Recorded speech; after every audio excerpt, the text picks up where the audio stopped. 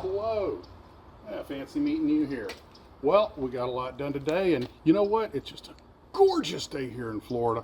And let me take you back inside for a minute and show you what I got done today. All right now, cowboy, no excuses. Let's get to work. We got some building to do. I'd mentioned I needed to do this as a backup, so I think I'll get started on this while I'm working on the Mustang. Looks like there's a little bit more to this kit than I anticipated. Better get cracking. Should I join the Airfix Modelers Club? I mean, it's possible. This is very possible if this is still a thing. I mean, Airfix is still in business. In America, we'd say Leicestershire, but I think it's Leicestershire. Let's see. I have to see when this was done. I know they do all their manufacturing in China now and I think there might be, and that's Hornby that does it in China. James May did a interesting series of videos about trying to save Hornby, which Airfix is part of. But I'd heard they'd moved a lot of their manufacturing to China. This says, to India, but they were saying it was in China. It may just be the trains. I'm really not sure if it's just the trains that are done in China or if it all is now. I mean, stuff moves around. Well, it's essential we won't be using these decals, or at least not much of them. Plus, we want to do some battle damage. But that's okay. Actually, just like paper stuck to the top of it. I wonder if I could salvage these. And, no, maybe. I pre-assembled the drop tanks and bombs that you're going to need some considerable amount of cleanup, but be sure you have a wing attach point and a smooth bottom on each one. It is possible to actually put two of the bottom halves together. Ask me how I know. Okay, I have all the ordnance and drop tanks hardening. Now on to the next step. Well, hello Glue Troopers, Max and Max's Models here, and I'm more or less kind of finished the Antos. And of course, after I was completely done getting ready I had just taken a couple of pictures, and I was sitting on the shelf and I was going to brace the recoilless rifles, and one of the two travel locks had just snapped right off, and they moved freely enough. It happens. So I got a lot done. Now this is a morning video, which of course I took yesterday. I'm trying to kind of like stay day. Anyway, you get the point.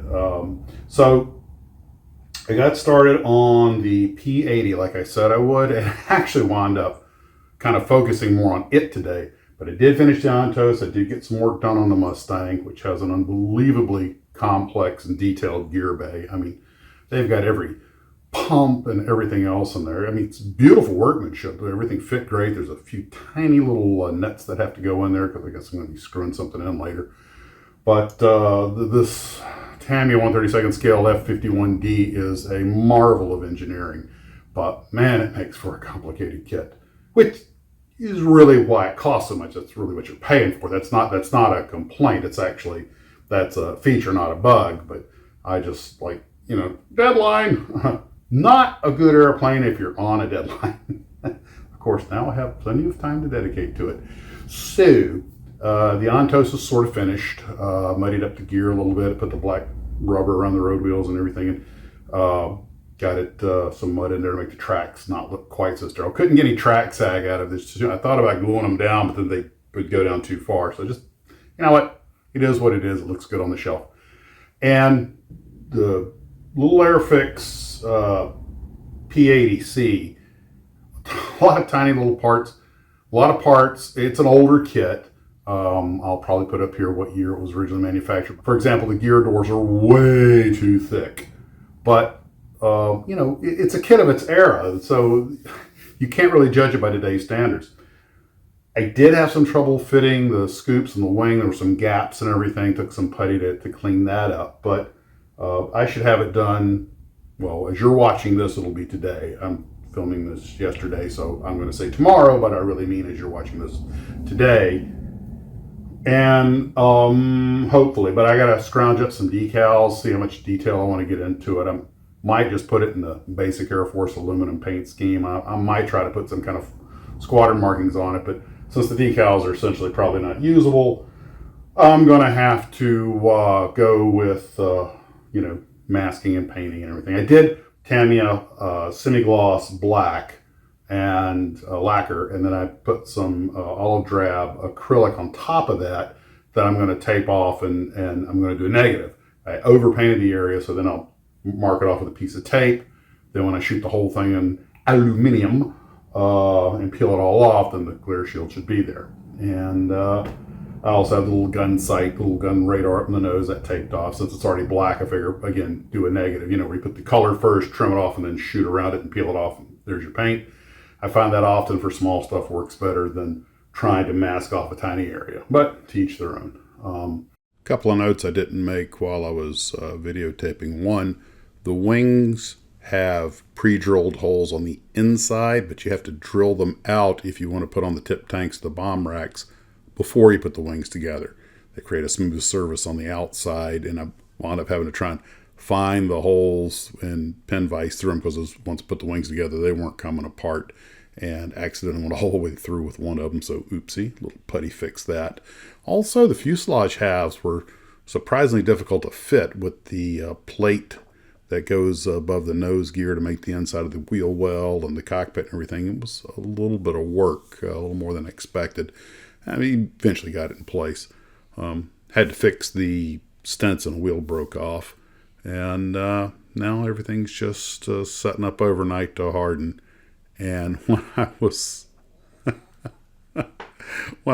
playing with the Antos, the crew, I'm not done painting the crew members, but I posed them for a couple of pictures. And when I started the photos, this is the scenario that kind of popped into my mind. Antos pulls up, an Antos commander. All right, we've got our target. And of course, the Antos looks like it belongs in a Godzilla movie, so the target's going to be, and you got the driver going, yeah, boss, I'm not sure this is a good idea. And the commander's like, well, that's our mission. That's our job. Prepare to fire. Yeah, did you ever actually see one of his movies? Stand by. And, of course, the third guy's like, is this where the bullets go? Okay, that's how my mind works, okay? I'm retired. I can get away with admitting it now. So, that's really what I got done. Full day's work, If you just want to slap a model together and stick the decals on it like you did when you were a kid for a fun Saturday afternoon, you can easily build most of these kits in a day. But when you get to where most of us are at, you want to start painting and everything, and you just get that mission creep. And, hey, I can make this just a little bit better. And so, whatever. But it's been a nice, fun, relaxing day of building and taking a couple of breaks and everything. And so, live stream Saturday night. That's pretty much all I got. You guys take care of yourselves. And as always, model on.